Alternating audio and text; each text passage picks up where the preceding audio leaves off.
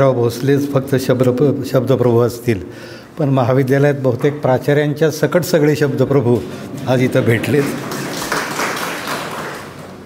पण अशोकराव जाताना एक विनंती करेन तुम्हाला, म्हणजे खरं तर एवढी स्तुती आता अंगावर घेण्याची ताकद माझ्याकडे राहिली नाही आणि फार स्तुती व्हायला लागली की मी थोडा गोंधळून जातो.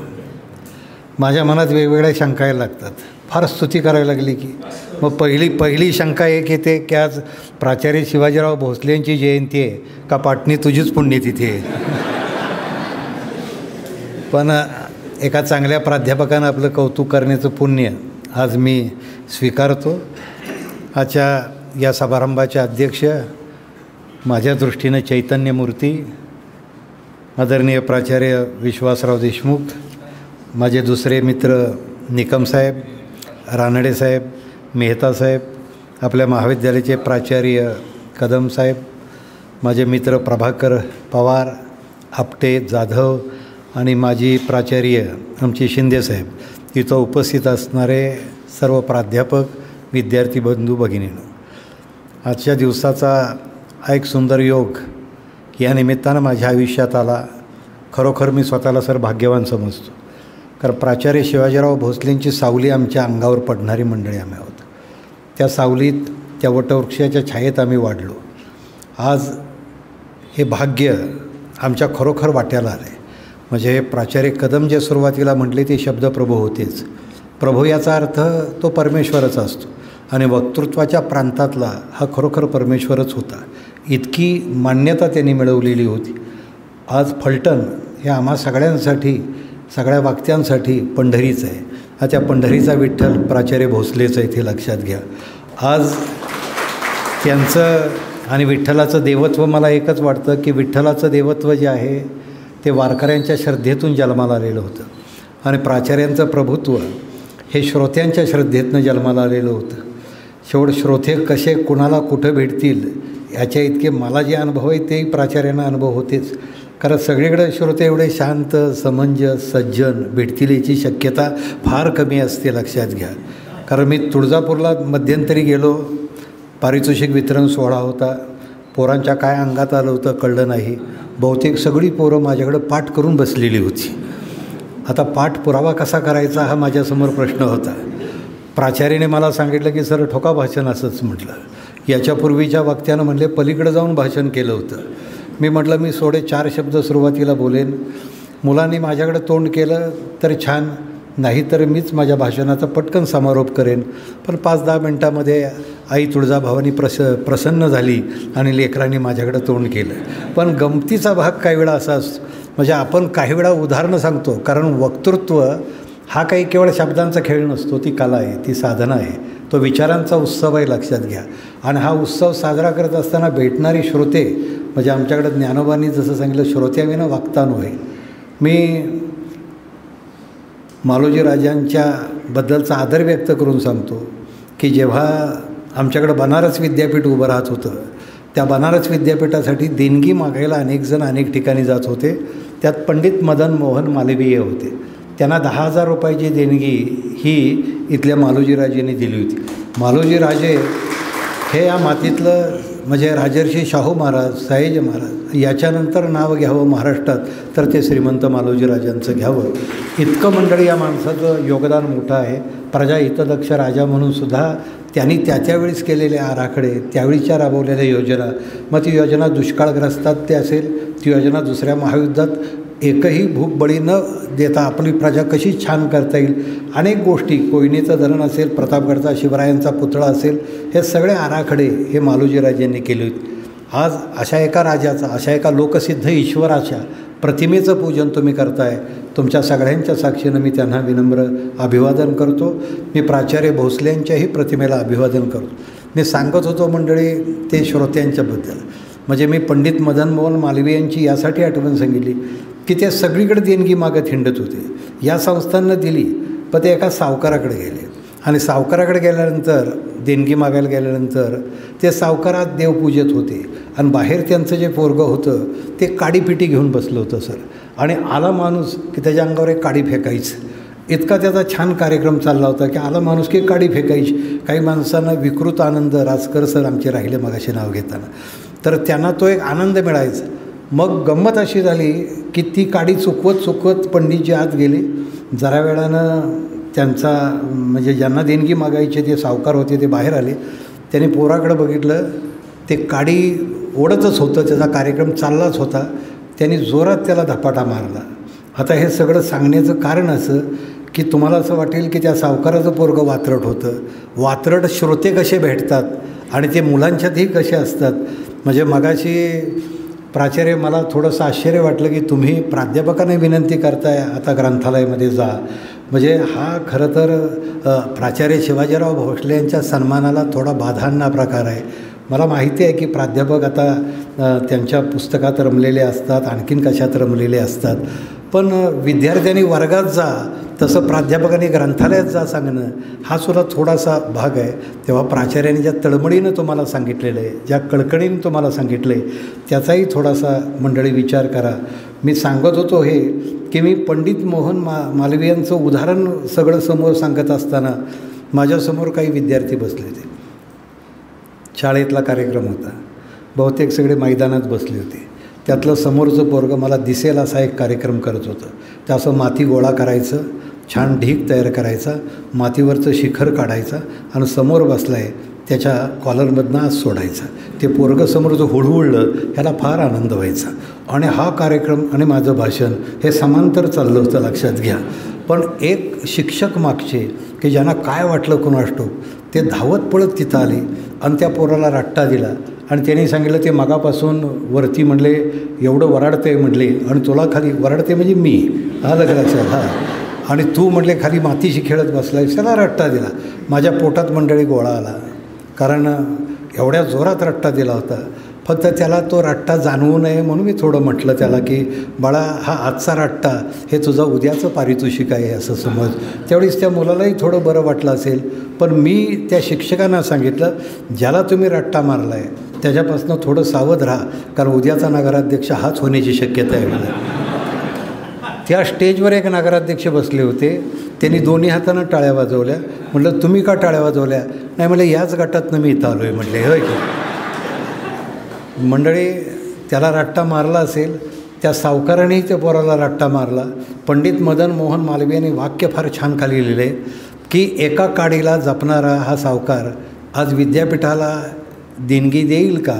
पण त्यांनी 50,000चा सर धनादेश पंडितजींच्या हातामध्ये ठेवला आणि पंडितजींनी विचारलं की एका मुलाला एका काडीसाठी तुम्ही रट्टा मारता आणि दुसऱ्या बाजूला तुम्ही मला 50,000चा हा धनादेश द्यायचा, याचा अर्थ मी काय समजायचा? तेव्हा त्या सावकारानं सांगितलं, त्याच्या एका काडीनं उद्याचा विध्वंस होऊ शकतो, पण माझ्या आजच्या देणगीनं उद्याच्या पिढ्यांचं कल्याण होऊ शकतं. हे लक्षात. जेव्हा मालोजी राजांसारखा माणूस विद्यापीठाला देणगी देतो त्यावेळेस तोच हेतू असतो, उद्याच्या पिढ्यांचं कल्याण करावं म्हणून जी माणसं जन्माला आलेली असतात त्यात प्राचार्य शिवाजीराव भोसले आहेत. लक्षात घ्या की त्यावेळेस त्यांनी त्या पिढ्याचं संपन्न केल्याच आपल्या वक्तृत्वानं, पण त्याच्याही पलीकडे जाऊन सांगेन की उद्याच्या पिढ्यांसाठी या माणसानं प्रचंड मोठं योगदान दिलं. आणि हे योगदान आज तुम्ही त्यांचं सभागृहाला नाव देऊन एका पद्धतीनं त्याच्यावरती शिक्कामोर्तब करतात. खरं सांगेन की प्राचार्यांना खरं तर वक्ता म्हणून मान्यता महाराष्ट्रानं दिली असली तर फलटणच्या मातीनं त्यांना प्रचंड बळ दिलं आहे, हे लक्षामध्ये घ्या. कारण फलटणमध्ये सर हे व्यक्तिमत्व फुललं, विकसित झालं. मी देशमुख सरांना सांगितलं, ते रयत शिक्षण संस्थेमध्ये असते तर ते उत्कृष्ट प्राचार्य झाले असते, पण नामवंत वक्ते झाले असते का नाही, ही मोठी शंका असते. कारण वक्त्यालासुद्धा ती स्थिरता लागते, वक्त्यालासुद्धा ते स्वास्थ्य लागतं, वक्त्याला बाहेर हिंडण्याची मुभा लागते. मी सुद्धा जेव्हा विवेकानंद सोडून एका संस्थेत गेलो मला स्थिरता लाभली सर. आणि त्या संस्थेला मालोजीराजांनी 3 एकर जमीन आणि आजूबाजूची जमीन हे भेट दिलेली होती. मला मालोजीराजांचं ऋण तिथंही होत. रामराजे त्या कार्यक्रमाला आले होते, संजीवबाबाही त्या कार्यक्रमाला आले होते. पण मंडळी, एक असतं की हे सगळं स्मरण म्हणजे एक कृतज्ञता असते. लक्षात मला नेहमी असं वाटतं की काळाच्या ओघामध्ये सर कित्येक वेळा थोर माणसांच्या स्मृती वाहून जातात, विस्मरणात जातात. पण एक गोष्ट आयुष्यभर लक्षात ठेवा की मोठी माणसं असतात ना, त्यांना जन्म असतो पण मृत्यूचा शाप नसतो. ती त्यांच्या कार्यकर्तृत्वाने जिवंत असतात. मी तुम्हाला मागं सांगितलं असेल कदाचित की श्रीम माटेंना असा प्रश्न विचारला होता की मोठ्या माणसाचं वय कसं मोजायचं. आता आपल्याकडं वय मोजायचं असेल तर एकच निकष असतो, शिक्षकांनी लिहिलेली जन्मतारीख. आजचे सगळे शिक्षक शहाणे असल्यामुळं जन्मतारीख बहुतेक ॲक्युरेट लिहितात, पण पहिल्या काळामध्ये निम्मा महाराष्ट्र हा जूनमध्ये जन्माला घालण्याचं पुण्य आमच्या शिक्षकांनीच केलं होतं. एक काळ सर 171 आमदार विधानसभेचे हे जूनमध्ये जन्माला आलेले होते आणि सगळं काम हे शिक्षकांनी केलं होतं. मी तुम्हाला यासाठी सांगतो की तो काही माणसाच्या कर्तृत्वाचा पुरावा होत नाही. शेवट तुमच्या कर्तृत्वाचा पुरावा कुठला आहे? सामान्य माणूस श्वास घेऊन जगतो, असामान्य माणसाला ध्यास असतो. श्वास घेऊन जगतात, त्यांचं आयुष्य संख्यात्मक पातळीवर मोजलं जातं, एवढ्या वर्ष जगला. ध्यास घेऊन जगतात, तो त्यांचा इतिहास निर्माण करतात, ते गुणात्मक पातळीवर. म्हणून माटेने इतकं सुंदर उत्तर दिलं की मृत्यूनंतर किती वर्ष तुम्ही त्यांची कृतज्ञतेने आठवण काढता हे त्यांचं वय असतं, लक्षात घ्या. कारण कृतज्ञता हे संस्कृतीचं श्रेष्ठ मूल्य आहे. मी हे का सांगतो आहे? कारण प्राचार्यांनी आपल्या वक्तृत्वानं या महाराष्ट्राचं सांस्कृतिक मन संपन्न केलं, लक्षात घ्या. त्यांना वाणीचं वैभव लाभलंच होतं, वाणीचं माधुर्यही लाभलं होतं, पण त्यांच्या वाणीत विचारांचं ऐश्वर होतं, लक्षात घ्या. असं लोक म्हणायचे की 50 पुस्तकं वाचल्यानंतर जी स्फूर्ती मिळायची नाही ती प्राचार्यांच्या एका भाषणानं मिळायची आहे, लक्षामध्ये घ्या. म्हणजे त्या भाषणामध्ये काय ताकद असेल? त्यांच्या भाषणाच्या संस्कारानंच एक वाक्यांची मांदळी आळी या महाराष्ट्रात निर्माण झाली. सर आम्ही निर्माण झालो त्याचं कारण प्राचार्यांचा आमच्यावर असणारा प्रभाव होता आणि त्या प्रभावातनं आपण त्यांच्यासारखं बोलावं, त्यांच्यासारखंच जीवनामध्ये काहीतरी काम करावं. मी जेव्हा चैतन्याचं चांदणं पुस्तक लिहिलं सर आणि प्राचार्यांच्या प्रस्तावनेसाठी त्यांच्याकडे दिलं आणि मी त्यांना भेटलो की सर या पुस्तकाला मी 55 महापुरुष लिहिलेले, या पुस्तकाला तुम्ही प्रस्तावना द्यावी. त्यांनी माझ्याकडे क्षणभर बघितलं. विद्यापीठाचे कुलगुरू म्हणून निवृत्त झालेले होते ते, आणि त्यांनी बघितलं. पाटणे म्हटले एक काम चांगलं केलं तुम्ही, तरुण असताना म्हटले पुस्तकं लिहिली. मला काही लक्षात आलं नाही. मग त्यानंतर त्यांनी सांगितलं माझे बहुतेक सगळे ग्रंथ 60 नंतर जन्माला आले, कारण 60 नंतर त्यांनी सगळी पुस्तकं लिहिली, तोपर्यंत भाषणच केली. पण मी जाता जाता त्यांना म्हटलं की अक्रोडाच्या झाडाला सुद्धा 60 वर्षानंतरच फळं येतात म्हटलं. अक्रोडाचं झाड असतं त्याला अगोदर फळं येत नाहीत. तुमच्यासारखं अक्रोडाचं झाड जे फळं देतं ती फार कसदार असतात.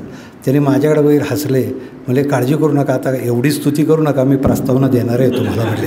काही वेळा घेतो असतो असं वाटतं, पण त्यांनी प्रस्तावना देताना मला एक वाक्य सांगितलं की पाटणे बाबळीची झाडं तुम्हाला पुष्कळ दिसतील, चंदनाची झाडं तुम्हाला शोधावी लागतील, चंदनाची झाडं अक्षरात बांधावी लागतील आणि पानावरती ती उतरावी लागतील, कारण चंदनाची झाडं म्हणजे महापुरुष असतात, लक्षात घ्या. म्हणून ज्या अशोकरावांनी माझं वर्णन त्या प्रास्ताविकातलं केलं, प्राचार्याने त्या पुस्तकाला प्रस्तावना देताना फार सुंदर वाक्य केलं. कधी महापुरुष जन्माला येतात? जेव्हा समाज जीवनाचा तोल जातो, नीतितत्वांचा ऱ्हास होतो, माणसाला धर्मच कळत नाही, तेव्हा मानव धर्म सांगण्यासाठी महापुरुष जन्माला येतात. प्राचार्यांचं पुढचं वाक्य फार महत्त्वाचं आहे. ते वेदनेच्या वाटेनं जातात आणि तुमच्या माझ्या जीवनामध्ये आत्मचैतन्याची पहाट निर्माण करतात. आत्मचैतन्याची पहाट निर्माण करणारे प्राचार्य आमच्यासाठी ज्ञानसूर्य होते, लक्षात घ्या. आमच्यासाठी ज्ञानसूर्यच होते. आज त्या सूर्याची ओळख माझ्यासारख्या एका बारक्या माणसानं करून देणं, एका पंथीनं करून देणं, पण तरीसुद्धा लक्षामध्ये घ्या काही वेळा व्यक्तिमत्व ही अशी अंधारलेल्या बाजूला जातात, तेव्हा त्यांना पुन्हा उजेडात आणण्याचं काम वक्त्यानंच करावं लागतं. आणि शेवट आपण रवींद्रनाथ टागोरांची कविता लक्षात ठेवायची. म्हणजे मला रवींद्रनाथ टागोरांची कविता यासाठी आवडते की सूर्य मावळत असताना तो प्रश्न विचारतो माझी जागा कोण घेणार. तेव्हा सारे तारे स्तब्ध झाले आणि एक पंथी फक्त पुढं आली आणि तिनं काय सांगितलं सूर्याला की तुझ्या इतकं मला तळपता येईल का माहीत नाही, पण लोकांच्या पावलाला प्रकाश देण्याचं काम मी करत राहीन. आम्ही पावलाला प्रकाश देण्याचं काम करत असतो. आजही तुम्हाला सांगतो आपली संस्कृती मंडळी प्रकाशपूजकच आहे. तमस्वरमा ज्योतिर्गमय हा संस्कृतीचा मंत्र आहे. मला अंधारातून तू उजेडा आहे, पण अंधार 2 प्रकारचा असतो. एक अंधार सूर्य मावळल्यानंतर होतो, हा निसर्गनिर्मित असतो, आणि दुसरा अंधार आपण मूल्य पायदळी जोडल्यानंतर होतो, तो मानवनिर्मित असतो. हा मानवनिर्मित अंधार दूर करायचा असेल तर आपल्याला विचारांच्या ज्योती प्रज्वलित केल्या पाहिजे. म्हणून दीपस्तंभ जन्माला आला, म्हणून जागर जन्माला आला, म्हणून प्रेरणा जन्माला आलं, देशोदेशी दार्शनिक आले, महायोगी अरविंद आले, हितोपदेश आले. कितीतरी प्राचार्यांची एकामागनं एक पुस्तकं जन्माला आली आणि या महाराष्ट्रातल्या मराठी माणसाला वैचारिकदृष्ट्या समृद्ध करण्याचं, त्याचं पालनपोषण त्याच्या मनाचं करण्याचं हे काम प्राचार्य सहज बोलायचे, सहज सांगायचे की आपल्याला डोळे दिलेत, आपल्याला कान दिलेत, आपल्याला ईश्वरानं पंचेंद्रिय दिलेत, या प्रत्येकाचा वापर करायचे का? डोळे दिले तर डोळ्यानं उत्तम ग्रंथ वाचा, अथांग आकाश बघा, डोळ्याने भव्यता बघा, निसर्गाची रुद्रता बघा, काही भली माणसं बघा, आणि कान दिले असतील तर उत्तम संगीत ऐका, उत्तम भाषणं ऐका, गुरुजन असतील त्यांचे बोल ऐका. प्राचार्यांचा एक एक विचार आणि प्राचार्यांचं एक एक बोलणं म्हणजे सर गाणं होतं. प्राचार्यांचं वक्तृत्व म्हणजे एक वाहती अशी समाजमन चेतवणारी ज्ञानगंगा होती मंडळी. ही ज्ञानगंगा कलडवमध्ये जन्माला आली, कर्मवीरांच्या वसतिगृहाला वळसा घालून तिथल्या बाणगंगेला मिळाली आणि या मधुजी महाविद्यालयाला प्राचार्यांनी ज्ञानतीर्थ म्हणून मान्यता दिली. हे लक्षात घ्या. प्राचार्यांनी ज्ञानतीर्थ केलं त्याचं कारण एक असं होतं की प्राचार्याचं वाचन दांडगं होतं, त्यांचा व्यासंग होता. म्हणून मला प्राचार्य कदम बोलले त्याचं आश्चर्य वाटत नाही मंडळी. आणि मी हे आवर्जून सांगतो तुम्हाला की आता आपण आपल्या पावलापुरतं पाहणारं आणि पैशाभोवती फिरणारं जग निर्माण झालं आहे सर. आजच्या काळामध्ये जर आपलं वाचन नसेल तर आपण पूर्णपणे कोरडे आहोत.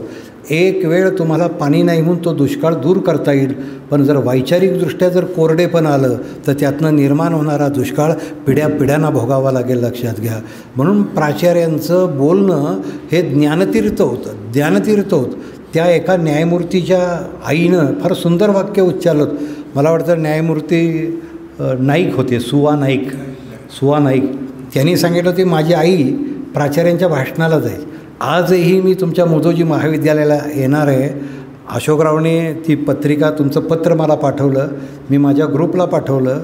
इतक्या लोकांनी अभिनंदन केलं आणि प्रत्येकानं सांगितलं सर तुम्ही प्राचार्य भोसल्यांवर बोलणार आहे, त्याचं रेकॉर्डिंग झालं तर आम्हाला पाठवा. आज त्याचं रेकॉर्डिंग होतं आहे ती गोष्ट वेगळी, पण तुम्हा मंडळींना हे का सांगतो की त्यांच्याबद्दलची उत्सुकता आजही लोकांच्या मनामध्ये जागी आहे. लक्षात घ्या. त्या प्राचार्यांच्याबद्दल त्या न्यायमूर्तीच्या आई असं म्हटल्या होत्या की प्राचार्य भोसलेंच्या व्याख्यानाला गेलं की तिथं आपण तीर्थयात्रेवरनं आलो आहे आणि आत्मसुखी झालो आहे असा अनुभव आम्हाला येतो. तीर्थयात्रेवरनं आल्याचं आत्मसुख प्राचार्यांचं भाषण द्यायचं. पण प्राचार्यानं जर तुम्ही विचारलं की नेमकं आत्मसुख म्हणजे काय असतं, प्राचार्याने एका ठिकाणी लिहिलं आहे आत्मसुख ज्याला पाहिजे असेल तर त्याला स्वावलंबनाचं तत्त्व आचारावं. जो स्वावलंबी असतो ना तो आत्मसुखी असतो. गुरु तेथे ज्ञानी आत्मदर्शन, दर्शनी समाधान असे तेथे. गुरु जो असतो त्याकडे ज्ञान पाहिजे, ज्ञान असलं तरी त्याच्याकडे आत्मदर्शन पाहिजे आणि समाजासमोर जेव्हा उभा राहतो त्यावेळी त्याच्याकडे एक प्रकारची प्रसन्नता पाहिजे. शांता शेळकेंनी कविता लिहिली, वेलीवरची एक कळी, डोळीत घालून हिरवी टोपी, संध्याकाळी गेली झोपी, स्वप्नात तिच्या देवाला. पहा तुम्ही, मी शांताबाईंना विचारलं की ती कळी म्हणजे कोण, तर मुलं, त्यांची उद्याची फुलं होतात. स्वप्नात त्याच्या देवाला हळूच पापा घेऊन गेला. दुसऱ्या दिवशी कळी उठली, खतखतत हसत सुटली. इतके हसू आले की कळीची शेवटी फूल झाले. शेवटी फूल होतं, पण स्पर्श जो असतो तो देवाचा असतो. हा देव कोण आहे? तेव्हा शांताबाईंनी पटकन सांगितलं की विद्यार्थ्यांच्या जीवनात येणारा देव हा त्याचा शिक्षकच असतो. लक्षामध्ये घ्या. पण शिक्षकाचं व्यक्तिमत्व कसं पाहिजे, तर ते प्रसन्न पाहिजे. काही वेळा मी शिक्षक बघतो, हा दाढ्या मेशा वाढवलेली, अशा अकराळ विकराळ, हा चुकून स्वप्नात गेलं तर पोरगं बेडवरनं खाली पडण्याची शक्यता आहे. म्हणजे असले शिक्षक बघितल्यानंतर यांना आम्ही शिक्षक म्हणून कशी मान्यता देतो? प्रसन्न पाहिजे. प्राचार्य सांगायचे की स्वावलंबनाचं तत्त्व मी कुठं शिकलं, तर ते कर्मवीरांच्या वसतिगृहात शिकलो. कर्मवीरांचं वसतिगृह हे सामाजिक परिवर्तनाचं विद्यापीठ होतं म्हटले. त्या वसतिगृहामध्ये परस्पर प्रेम शिकवलं जायचं, खडतर परिश्रम शिकवले जायतात, श्रमसंस्कृती. मला वाटतं की प्राचार्याने एका ठिकाणी इतकं सुंदर लिहिलं होतं की मी तिथं केवळ ज्ञानच मिळवलं नाही तर श्रममूल्यही शिकलो. मला भाकरी तयार चांगली करा, मला भाजी चांगली, म्हणजे त्यांनी एका ठिकाणी लिहिलं आहे की मी उत्तम स्वयंपाक करतो मी उत्तम भाजी करतो. आणि पुढं त्याने असं लिहिलं आहे, पण हे मी सांगायचं टाळतो की मला चांगला स्वयंपाक येतो, कारण त्याचीही निमंत्रण येण्याची शक्यता आहे. म्हणजे काय होईल सांगतं. पण एक गोष्ट लक्षात घ्या, बोलता बोलता विनोद आणि विचार याचं इतकं संतुलन करून लोकांना मंत्रमुग्ध करण्याचं सामर्थ्य, कारण त्यांनी विनोद आणि विचार घेऊनच महाराष्ट्रातले महापुरुष उभे केले. म्हटले विवेकानंद घराघरामध्ये नेला. आज जसं गदिमानी राम नेला घरात रामायणाच्या माध्यमातून, तसं विवेकानंदांना, पश्चिम बंगालमधल्या विवेकानंदांना महाराष्ट्रातल्या मराठी माणसाशी नाळ जोडण्याचं काम हे प्राचार्याने केलं होतं. आम्ही कुठं विवेकानंद बघितले होते? आम्ही कुठं महात्मा फुले बघितले? आम्ही कुठं राजर्षी शाहू बघितले, डॉक्टर आंबेडकर बघितले? आम्ही हे महापुरुष बघितले नाहीत. पण हे सगळे महापुरुष प्राचार्य बोलायला लागले की आम्हाला ते कर्मवीरांच्या दिसायचे, आम्हाला बापूजी साळुंक्यांच्याच दिसायचे, आमच्या मालोजी राजांच्याच आम्हाला दिसायचे. ह्या महापुरुषांनी आम्हाला एक अशी वैचारिक शिदोरी दिली आणि शाश्वत सुखाचा मार्ग सांगितला. आजही तुम्हाला सांगतो, आमची विद्यापीठं सर ही पदवी वाटप केंद्र झाली, हस्तिदंती मनोरे झाले. आज मुलं खरंच तिथं स्वावलंबी होतात का? आज खरंच मुलं तिथं श्रममूल्य, मला कधी कधी सर वाटतं आमच्याकडचं NSSसुद्धा आता आमच्या काळात होतं त्यावेळेस. खरोखर तुम्हाला सांगतो, मी NSSमधनं वक्ता झालेलो प्राचार्य. NSSमध्ये वक्तृत्वालाही वाव होता आणि श्रमालाही वाव होता. आता श्रमापासून बचाव करणारी पिढी जन्माला येते मंडळी. दुःख वाटतं कधी कधी. म्हणजे आमच्याकडे गणित चांगलं असतं, इंग्रजी चांगलं असतं, पण शरीरशास्त्र बिघडलेलं असतं सगळं. आणि अशी मंडळी बुद्धिवान म्हणून कशी आव्हानं तुम्ही स्वीकारणार? जीवनात तुमचं गणित चांगलं पाहिजेच हो, त्याच्याबद्दल मी नाही, मी गमतीनं सांगतो, मला आता गणित कधीच जमलं नाही. मी साहित्याचा विद्यार्थी. जर कोणी चुकून मला एखादं गणित घातलं, मला अजून लहानपणाचं एक गणित आठवतं, तुम्हाला घालतो ते. तुम्हाला सुटलं तर मला भाषण झाल्यावर सांगा. 5x5चा हौद आहे, 10 फूट उंचीच आहे, एका तासाला 1 फूट पाणी पडलं तर हौद भरायला किती वेळ लागेल? मला सर वाटायचं घागर घ्यावे ना आपणच हौद भरावा, होय की? का गणितच सुटायचं नाही ना पुढे. परत नंतर मॅडम पुढं सांगायच्या की आता हौद भरला आहे. आम्ही सगळीजण म्हणायचो हो भरला आहे सगळा. आता म्हटले जर हौदातलं पाणी खालच्या तोटीनं सोडायचं झालं तर ते समजा तासाला 2 फुटानं खाली गेलं पाणी, तर हौद रिकामा व्हायला किती वेळ लागेल? मला मॅडमचा राग यायचा. मला यांना हौद रिकामाच करायचं होतं, ती भारतात कशाला म्हटलं, आणि आमच्या डोक्याला का देतात? पण शिक्षणाचं उद्दिष्ट लक्षात घ्या. शिक्षणाचं उद्दिष्ट तुमच्या जीवनक्षमतांचा विकास करायचं आणि तुम्हाला मूल्य संवर्धन करायचं. हे मूल्य संवर्धन करण्याचं आणि जीवनक्षमतांचा विकास करण्याचं काम हे विद्यापीठानं केलं पाहिजे. आम्ही सर आता केवळ सगळेजण सुखाचे सोबती झालो आहे. तुम्हाला मी सांगतो, या सगळ्या माध्यमांनी आम्हाला एका अफूची गोळी देऊन एका गुंगीत ठेवलं आहे, लक्षात घ्या. आम्हाला वास्तवाच्या जाणीवच नाही, आम्हाला बापाचे शरमच कधी कळत नाही. आमची आई आपलं डोरलं गहाण ठेवून लेकरांना शिकवत असते, त्या आईच्या डोळव्यातल्या आसवांची किंमतसुद्धा आम्हाला कधी कधी कळत नाही. मी तुम्हाला सांगतो, या जाणीवा ठेवा रे बाबांनो, तुम्हाला सुखं सगळी येतील. आज सुखाची अनुभूती नावाचा एक शोधनिबंध हे जपानमधल्या एका विद्यापीठातल्या वाटारू साटो नावाच्या संशोधकांनी लिहिला आहे. तुम्ही वाचलात का? मी लोकसत्ताला आता वाचला. त्यांनी सांगितलं सुखाची अनुभूती असा शब्द आहे. प्राचार्याने त्याच्यावर सुद्धा फार छान लिहिलं आहे, पण मी त्याच्या पलीकडे जाऊन सांगतो. तो वाटारू साटो म्हणतो की माणसाला सुख मिळतं, त्याला अनुभूती मिळते. तहान लागली पाणी मिळालं सुख आहे, भूक लागली जेवण मिळालं सुख आहे, पण याच्या पलीकडे काय सुख आहे? पण तो असं म्हणतो की आता वखवकलेली जनता ज्या जन्माला त्यांची का, त्याचं उत्तर त्याने दिलं आहे. जसं प्राच्याने ज्या यक्षप्रश्नामध्ये काही प्रश्न विचारलेत की जसं आपली शेपटी गेली, तसं त्या वाटारू साठवून सांगितलं आहे की तुमचा मेंदूसुद्धा आता थकत चालला आहे, किडत चालला आहे. कारण तुमच्या मेंदूमध्ये एक प्रिकुनस नावाचा भाग आहे आणि तिथे एक करड्या रंगाचं द्रव आहे, आणि ते द्रव जर शाबूत राहिलं तर तुम्हाला सुखाच्या अनुभूती मिळतील. ते द्रव जर कमी झालं तर तुमची पशुकडं वाटचाल चालू होईल. आणि त्यांनी असं सांगितलं, तुमच्या कानाचे मोबाईल, तुमच्याकडचं ध्वनी प्रदूषण, तुमच्याकडची दूषित सगळी हवा, याच्यामुळं सगळ्यात जर थकवा कशाला येत असेल तर तो मेंदूला येत चाललेला आहे.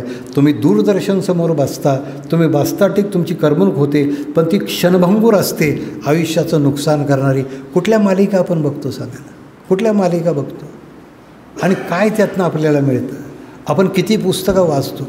अरे पुस्तकं वाचण्यातनं जे मनन होतं ना, त्याचा अभ्यास आयुष्यभर पुरतो. पण तुम्हाला मी सांगेन की वाटारू साठवून पुढं असं सांगितलं की जर तुम्हाला तो जर द्रव करड्या रंगाचा शाबूत ठेवायचा असेल तर 2 गोष्टी सर त्यांनी सांगितल्या, तुमची निसर्ग मैत्री आणि तुमची ध्यानधारणा. म्हणून विवेकानंद का प्राचार्यांना आवडायचे, त्याचं कारण होतं विवेकानंदांच्याकडं अध्यात्माची बैठक होती आणि विज्ञानाची दृष्टी होती. आज तुम्ही मला सांगा की एका बाजूनं भोळाभाबडा समाज जो निर्माण होतो आहे, त्याला कुठं विज्ञानाची दृष्टी आहे? कुठला तरी बाबा येतो, काहीतरी गंडवतो, त्याच्याकडं पैसे टाकतात आणि माणसं विचित्र वागतात. हे सगळं दृश्य बघितलं. मला साहित्य संमेलनामध्ये प्राचार्यांनी संत साहित्य माणसाला घडवतं का बिघडवतं असा एक परिसंवाद होता. तुम्हाला आठवत असेल, बाबा महाराज त्याच्यामध्ये होते. त्याच्यामध्ये बरीच काही मंडळी होती आणि त्याच्यामध्ये बोलायचं होतं ना, त्याला शब्द होता धर्म आणि विज्ञान. आणि प्राचार्यांनी त्यावेळीचं भाषण, आम्ही त्यावेळीस प्राध्यापक म्हणून नुकतेच लागलो होतो, 4-5 वर्ष झाली होती. अक्षरशः त्या मांडवामध्ये आम्ही मांडी घालून प्राचार्यांचं भाषण ऐकत होतो आणि प्राचार्यांचे शब्द माझ्या कानावरती अजूनही येतात. धर्म आणि विज्ञान एकमेकाला पूरक असतं. प्राचार्य थोडं परखड बोलले, पण ते आम्हाला आवडलं होतं. त्यानंतर थोडं बाबा महाराजही बोलले असतील, पण प्राचार्यांनी इतकं सुंदर सांगितलं की धर्म आणि विज्ञान एकमेकाला पूरक असतं. आणि कसं म्हटले, त्यांनी आषाढी एकादशीचं उदाहरण दिलं. आषाढी एकादशीचा पांडुरंग आपल्या घरामध्ये येतो, तो केवळ टी व्हीमुळे येतो आणि टी व्ही हा विज्ञानाचा शोध हे लक्षात घ्या. म्हणजे पांडुरंगाला घरात आणण्याचं सामर्थ्य हे विज्ञानात आहे. आणि पुढं त्यांनी सांगितलं आहे, घरात आलेला पांडुरंग तुमच्या ओरात नेण्याचं काम हे अध्यात्म करतं. ही धर्माची किमया हे लक्षामध्ये घ्या. म्हणजे किती सुंदर आहे. धर्माची किमया कुठं आहे? म्हणून ते नेहमी सांगायचे, धर्म हे अंतरंगाचं विज्ञान आहे आणि विज्ञान हा सृष्टीचा धर्म आहे. विज्ञान हा सृष्टीचा धर्म आहे. विचार तुम्ही करा, हे वाक्य इतकं महत्त्वाचं आहे, कारण विज्ञानात लागलेले शोध याचा उपयोग समस्त माणसाला होतो. पण आम्ही धर्मामध्ये भिंती उभ्या करतो आहोत. हा धर्म, तो पंथ, हे संप्रदाय, आणि या सगळ्याच्यामुळं आमचं ज्ञान संकुचित झालं आहे. त्याने असं सांगितलं की विज्ञानातली सुलभता, विज्ञानातली गतिमानता ही जर धर्मात आली तर धर्म हा सुद्धा एक अमृतानुभव होऊन जाईल.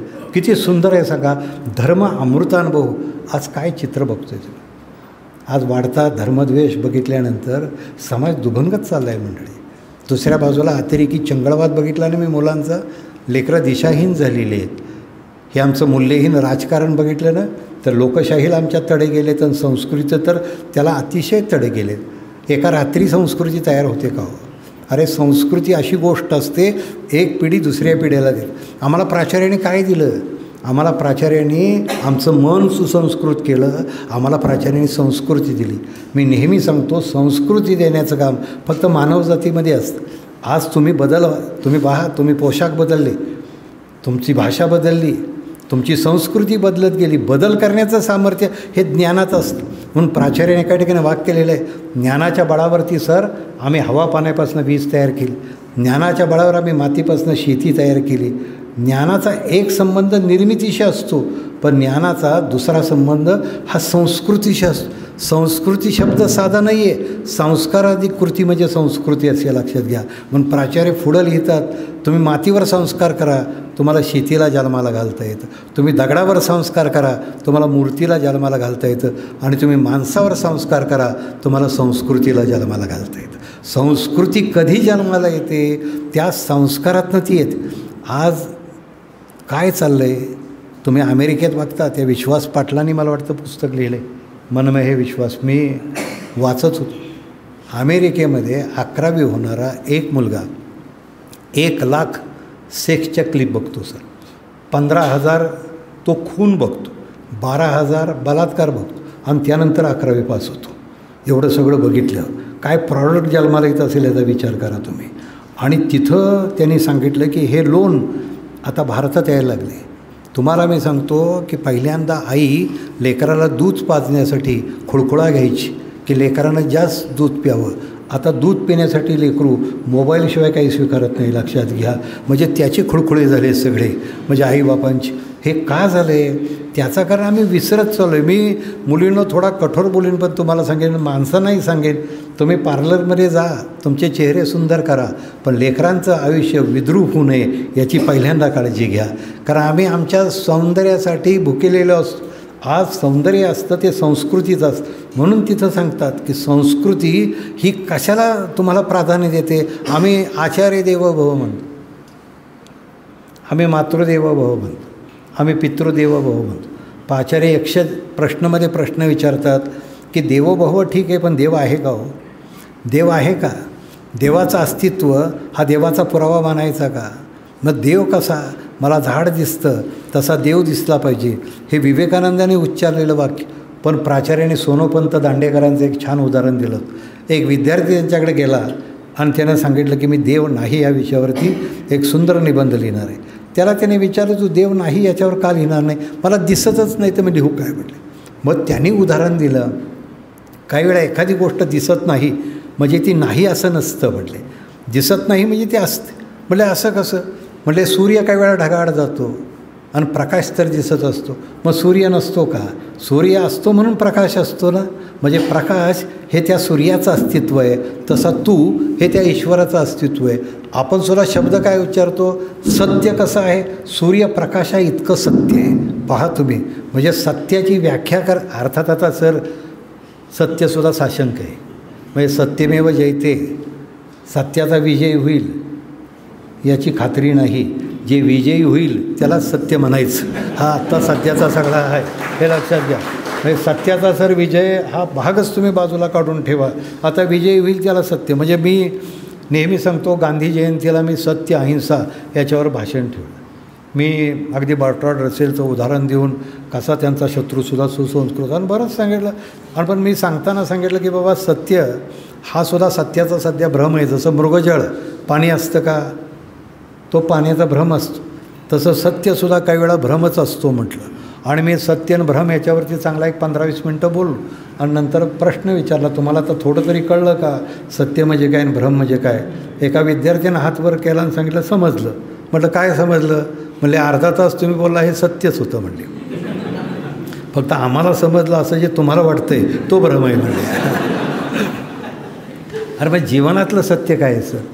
जीवनातलं सत्य एकच आहे की जन्म तुझ्या हातामध्ये नाही. जरा पाणी आहे का?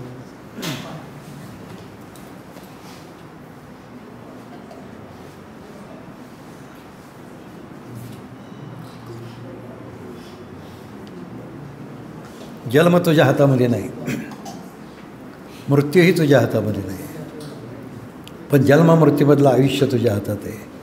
ती कुठली मूल्य घेऊन तू जगतोस त्याच्यावर तुझ्या जीवनाची सार्थकता आहे. खरं तर जीवनाची सार्थकता ज्याला सिद्ध करायची आहे ना, ते प्राचार्य मगाशी म्हणले ती गुणवत्तेतनं सिद्ध होते. आजही तुम्हाला सांगेन, इथं बसलेल्या सगळ्या मंडळींच्या मधली गुणवत्ता ही तुमच्या विद्यापीठाच्या कमिटीतनं तुम्ही सिद्ध केली. म्हणजे आम्ही शिंदेंना प्राचार्य केलं, अशोकला आणखीन काय केलं असेल, पण तुम्हाला मी सांगतो की त्याच्या पलीकडे सुद्धा एक गुणवत्ता असते. ज्याला छान गाता येतं ती गुणवत्ता कंठात असते, छान चित्र काढता येतात, छान लेख लिहिता येतात. आता आमच्या अशोकचं फार चांगलं सदर लोकसंस्कृतीवर चालू आहे की ती गुणवत्ता सगळी बोटात आहे. तुम्हाला शिक्षक शिकवतात ती गुणवत्ता शब्दात आहे. तुमच्या पोटाला भाकरी देतो ती शेतकऱ्याच्या श्रमात गुणवत्तेला बराच असा वाव असतो. म्हणून तुम्हाला मी सांगेन की तुम्ही धनवान व्हायचं तर व्हाच, तो काही गुन्हा नाही, पण त्याच्या अगोदर तुम्ही गुणवान व्हा. आजही प्राचार्यांचं म्हणणं एकच होतं की ही पिढी जी आहे ती सद्गुणांनी वाढली पाहिजे परीक्षेतल्या गुणांपेक्षा. आज आपल्या परीक्षेतल्या गुणांना इतकं सर महत्त्व प्राप्त झाले की आम्ही आमच्या सगळ्या आम्हालासुद्धा आता 10वीला पहा तुम्ही मार्क जर बघितले ना तर मलाच कधी कधी चकित होतं. म्हणजे मला एक जण 2 पेढे द्यायला आला परवा दिवशी. 10वीचा निकाल लागला, म्हटलं 2 पेढे कुठले? एकच पोरग आहे. म्हणले 2 पेढे का? तर मला 2 पिढ्यात पडले नाही तेवढे मार्क ह्याला पडलेत. म्हणजे 2 पिढ्यात पडले नाहीत. म्हणजे किती टक्के पडले? म्हटले 90% पडले. मग आता काय करायचं ठरवलं? काय नाही म्हणले कलेक्टर. हो म्हणजे 90% मार्क आहेत म्हटलं 10वीचे 90%, ही 9% सूज आहे त्यातली. म्हटलं ते काही खरे मार्क नाही. बेस्ट ऑफ 5 म्हणजे बेस्ट ऑफ सगळं. म्हटलं ते 5मध्ये सगळं हे होऊन जातं आहे. म्हटलं ते काही मार्क, म्हटलं 12वीचे मार्क थोडे आम्ही गृहीत धरू, कारण ती सूज 12वीपर्यंत ओसरत जाते. 10वीची सूज म्हणजे 10वीत कलेक्टर होऊ पाहणार पोरगं 12वीचे मार्क बघितल्यानंतर ते कंडक्टर होण्याच्याही लायकीचं नसतं. एवढी घसरण झालेली आहे. म्हणून तुम्हाला मी सांगेन की आयुष्यात सगळ्यात महत्त्वाची गोष्ट एकच असते की सद्गुणांनी तुम्ही श्रीमंत व्हा. आजही प्राचार्यांचं म्हणणं एकच आहे मंडळी, की आमचं देवत्व जे आहे ते देवत्व आमच्या कर्तृत्वात आम्हाला शोधता आलं पाहिजे. म्हणून त्यांनी सांगितलं की तुमच्या जीवनामधली संपत्ती हे तुमचं सर्वस्व नाही. आज सर काय झालं आहे, मी शेवट करताना तुम्हाला सांगेन की आम्हाला प्रचंडपणाचे वेड लागले. आम्हाला पगार मोठे पाहिजेत, घर मोठं पाहिजे, शिवार मोठं पाहिजे, आणि ह्या सगळ्या मोठेपणाच्या नादामध्ये आम्ही साधेपणातला उत्कट आनंद गमावत चाललो आहे. आणि साधेपणातला जो आनंद असतो ना, तो आम्हाला गांधींच्याकडे दिसायचा, साने गुरुजींच्याकडे दिसायचा. आज ते साधेपण आम्ही इतकं विसरत चाललो आहे की साधेपणात साधुत्व असतं, साधेपणामध्ये एक प्रकारचं सामर्थ्य असतं, आणि साधेपणात सौंदर्यही असतं. सर, हे सामर्थ्य तुमच्यातलं जागवावं. आणि प्राचार्यांचं भाषण हे आत्मस्फूर्ती द्यायचं, ते सामर्थ्य जागवायचं. मी नेहमी आज त्यांच्या भाषणातले तुम्हाला शब्द यासाठी घेऊन आलेलो आहे की आम्हाला जे काही सामर्थ्य मिळालं ना, ते आम्हाला त्या संस्कारातनं मिळालं. आम्हाला ते सामर्थ्य मिळालं ते त्यांच्या संस्कारात. आणि प्राचार्य नेहमी सांगायचे की ईश्वराकडे तुम्ही कधी तक्रार करू नका की मला तू ही गोष्ट दिली नाहीस, मला ती गोष्ट दिली नाहीस. तुला अशा काही बऱ्याच गोष्टी दिलेल्या असतात, त्याचा शोध घ्यायला तू शिक. जसं आम्ही कोकिळा बघतो, रंग काळा आहे पण कंठ किती गोड आहे. पोपटाला रंग दिला पण कोकिळ्यासारखा कंठ नाही दिला. कासवाला टणकता दिली पण सशासारखी चपळता नाही दिली. मोराला पिसारा दिला पण वाघासारखा पंजा नाही दिला. मग ईश्वरानं माणूस म्हणून तुला काय दिलं? माणूस म्हणून 3 गोष्टी दिल्या. एक, विचार करायला बुद्धी दिली, रंजन करायला कला दिली, आणि सेवा करायला हात दिले. याची बेरीज कर, तुझं जगणं सुंदर होतं. तुझं जगणं सुंदर करायचं असेल तर तुझी बुद्धी, तुझे हात, तुझे श्रम, या सगळ्यांची तुला बेरीज केली पाहिजे. म्हणून यक्षप्रश्नमध्ये त्यांनी सुंदर जीवनाचे 11 तत्त्व लिहिले. तुम्ही ग्रंथ वाचा, व्यक्तिमत्वाची जडणघडण असा त्याचं टॉपिक आहे. मी तुम्हाला सांगतो की त्यांनी व्यक्तिमत्व म्हणजे काय असतं, तुमची अभिरुची, तुमचं वर्तन. काही गोष्टी अशा असतात, तुमची उंची नाही वाढवता येत, तुमचा रंग नाही बदलता येत, ते गुणधर्म ठरलेले असतात, पण ते आकर्षक करता येतात. जसं सोन्यापासून अलंकार तयार करता येतो तसं व्यक्तिमत्वही सुंदर करता येतं, लक्षात घ्या. मग सुंदर व्यक्तिमत्व करायचं असेल तर त्यांनी एका मेडिकल संस्थेचा आधार घेतला आणि त्यातली तत्त्व सांगितली. आता ती तत्त्व सांगून मी थांबणार आहे. फार छान तत्त्व. पहिलं तत्त्व त्यांनी सांगितलं की ज्याच्याकडं कार्यमग्नता आहे ना, तो कायम आनंदी असतो. लक्षात, work willing done becomes a play. कुठलंही गोष्ट तुम्ही आनंदानं करता. आणि मला नेहमी असं वाटतं की त्यात तुम्हाला आनंद असेल ना सर, आम्ही प्राध्यापक होतो, आम्हाला खरोखर शिकवण्यात आनंद वाटायचा. आता मी सांगतो हे आनंद वाटायचा. आताच्या काळात लेकरच कमी असतात, ते आनंद घ्यायचा कुठनं, हा सगळ्यात मोठा प्रश्न असतो. पण तो जो कार्यमग्नतेचा भाग होता, जीवनातला सगळ्यात मोठा आनंद आपल्या श्रमात असतो, आपल्या कर्मात असतो, आपल्या कार्यात असतो. दुसरी गोष्ट त्यांनी सांगितलं, तुमच्याकडे अस्मिता असू द्या पण अहंकार नको. त्यांनी सांगताना सांगितलं, तुम्ही नम्रतेचे उपासक व्हा. तिसरी गोष्ट सांगितलं, तुलना करू नका की हा किती मोठा आहे मी किती छोटा आहे, तू मोठाच आहेस. चौथी गोष्ट सांगितलं, जिथं शक्य आहे तिथंच विचार कर, नको तिथं फार विचार करू नको. आणि त्याने उदाहरण दिलं आहे, भवरासुद्धा एका जागी फिरतो आणि स्वतःच्या डोळाखाली खड्डा तयार करतो. म्हणजे फार विचार करणं हा मूर्खपणा असतो, अति काळजी हा आजाराचा भाग असतो. 5वं त्यांनी सांगितलं की परस्परांच्यावरती प्रेम करा. 6वं त्यांनी सांगितलं की तुम्ही सराव करा, तुम्ही व्यायाम करा. मला सर इतका आनंद होतो काही वेळेला, मी ही प्राचार्यांची तत्त्व सांगताना मला औरंगाबादला एक 75 वर्षाची माऊली माझं भाषण संपल्यावर आली आणि तिनं आवडलं असेल तिला भाषण थोडंसं म्हणून तिनं थाप मारली माझ्यावर. 75 वर्षाच्या बाई, थाप असली दणकट होती की मी तोंडावर पडता पडता वाचलो होतो तुम्हाला सांगितलं. आणि मला त्यांनी सांगितलं, mister Patne I like your lecture म्हटलं थँक्यू म्हटलं, तुम्हाला आवडलं. आणि त्यांनी काय हुक केली त्यांना पाटणे जज माय एज म्हणली. आता तुम्हाला मी सांगितलं पण ते काही त्यावेळी ओळखायला येत नव्हतं, तरतरीत अशा चांगल्या दिसत होत्या. चुकून म्हटलं आपण जास्त सांगितलं तर दुसरा रपाटा बसण्याची शक्यता. आय एम 75 म्हटलं छान, तू भाषणं करतोस ना म्हटलं. हो म्हटलं, लोक ऐकतात म्हणून करतो म्हटलं. तर म्हटलं आता माझं एक तत्त्व सगळ्यात तू महाराष्ट्रात सांग. मला त्या बाईंनी तिथं सांगितलं, 1 पट खायचं, 2 पट पाणी प्यायचं, 3 पट चालायचं, 4 पट हसायचं आणि 5 पट आनंदी राहायचं. पहा, परत सांगतो, कारण तुमच्या डोक्यावरनं कदाचित कानातनं इकडून तिकडं गेलं असेल. एकपट खायचं, तिथंच आपला दुपटीनं प्रवास सुरू होतो. लक्षात घ्या, एकपट खायचं, दुप्पट पाणी प्यायचं, तिप्पट चालायचं, चौपट हसायचं. आता गंमत अशी झाली आहे की हसणंसुद्धा दुर्मिळ झालं आहे. म्हणजे आम्हाला आता टी व्हीच्या मालिकाच लागतात सर हसायला. परस्परांचे संवाद आहेत. आता काही वेळा आम्हाला कृत्रिम हसावं लागतं. तुम्ही सकाळची ज्येष्ठ नागरिक आहात सगळे, तुम्ही हे करता. काही वेळा लहान मुलं घाबरतात त्यानं, होय की. म्हणजे मी ज्येष्ठ नागरिक संघात जातो त्यावेळी सांगतो, इतकं विकट हास्य करू नका म्हटलं, होय की. कुणीतरी फोटो काढून घरात पाठवेल. पण लोक हसायचं विसरलेत. मला नेहमी सांगतो की प्राचार्यांचं भाषण मला आवडायचं.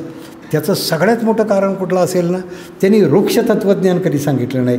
तत्त्वज्ञान त्यांनी म्हणजे देखे रोगाते जे नावे औषध तरी द्यावे पण मधुर आहे असं, की ज्ञानदेवांची ओवी आहे, तुला औषध द्यायचं आहे पण ते मधातनं द्यायचं. आणि ते मधातनं मधाळपणे अतिशय सुंदरपणानं ते सगळं असा एक संस्कार करायचं. तुम्हाला नेहमी मी सांगेन, महाराष्ट्रातसुद्धा त्याच वक्त्यांना मोठी मान्यता मिळाली.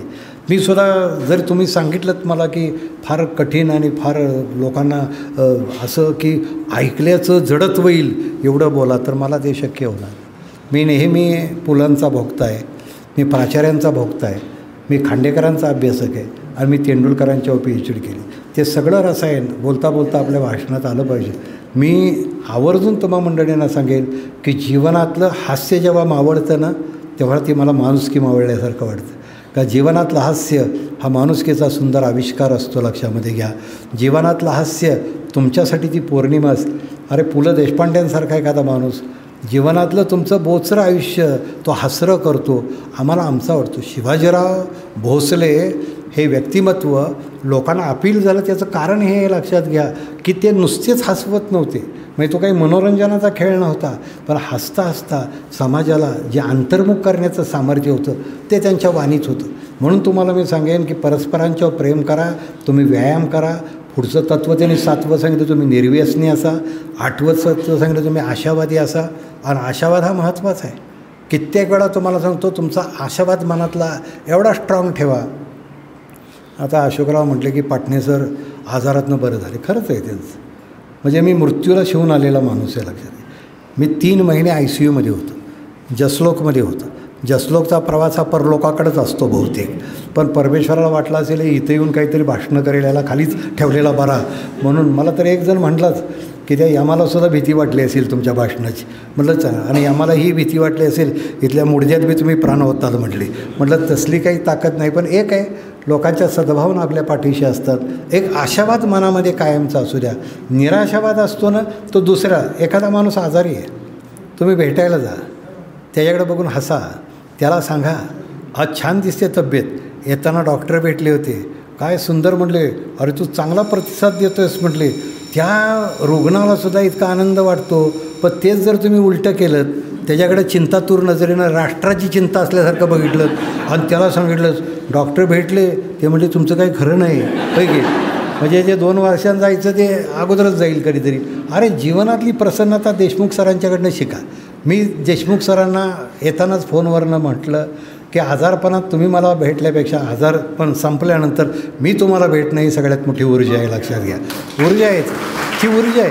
आणि अशी आता चालण्यात थोडीशी अडचण असेल ती येतेच त्या वयात, पण बोलण्यात अजून खणखणीत आहे माणूस. अजूनसुद्धा ती स्मरणशक्ती, ते हास्य. त्यांच्या बहुतेक ग्रंथांना 2-3 ग्रंथांतरी मी प्रस्तावना दिल्या असतील तुमच्या. त्यातला मालोजी राजा असेल, रामराजा असेल, की एक सगळं घरानं अक्षरात बांधण्याचं काम या माणसानं फार निष्ठेनं केलं. लक्षात घ्या. आणि ही निष्ठा महत्त्वाची असते. ही निष्ठा कधी निष्ठून जाणार नाही. लक्षात घ्या, कारण अक्षरानं आयुष्य असतं, माणसाला मृत्यू असतो. हे आयुष्यभर लक्षात ठेवा. ते आयुष्य देण्याचं काम त्यांनी केलं. पण आशावादी असा. 9वी गोष्ट सांगितली तुम्ही नियोजन करा. 10वी गोष्ट सांगितली की तुम्ही दक्ष असा, म्हणजे सावध असा. आणि 11वी गोष्ट प्राचार्याने सांगितली की तुम्ही मर्यादित अपेक्षा ठेवा, गरजा मर्यादित ठेवा. जेव्हा गरजा मर्यादित असतात ना, तेव्हा तुमचा आनंद मोठा असतो. गरजेपेक्षा जास्त मिळवणं ही चैन असते. इतक्या सुंदर विचार मांडायचे. आमची जीवनबाग फुलवण्याचं काम खरं तर प्राचार्याने केलं होतं. म्हणून मला वाटतं एक कवी आहेत कुठले तरी, दत्ता हलसलगीकरच ना, बरोबर. त्यांची कविता आहे की ज्याची बाग फुलून आली त्यांनी 2 फुलं द्यावी. ज्याचे सूर जुळून आले त्यांनी 2 गाणी द्यावी. सूर्यकुलाशी ज्याचं नातं त्यांनी थोडा उजेड द्यावा आणि युगायुगाचा अंधार तेथे पहाटेचा गाव न्यावा. तुमच्या आमच्या जीवनामध्ये ज्याने आत्मचैतन्याची फाट फुलवली त्या प्राचार्य भोसले नामक ज्ञानसूर्याला नमस्कार करतो आणि मंडळी थांबतो.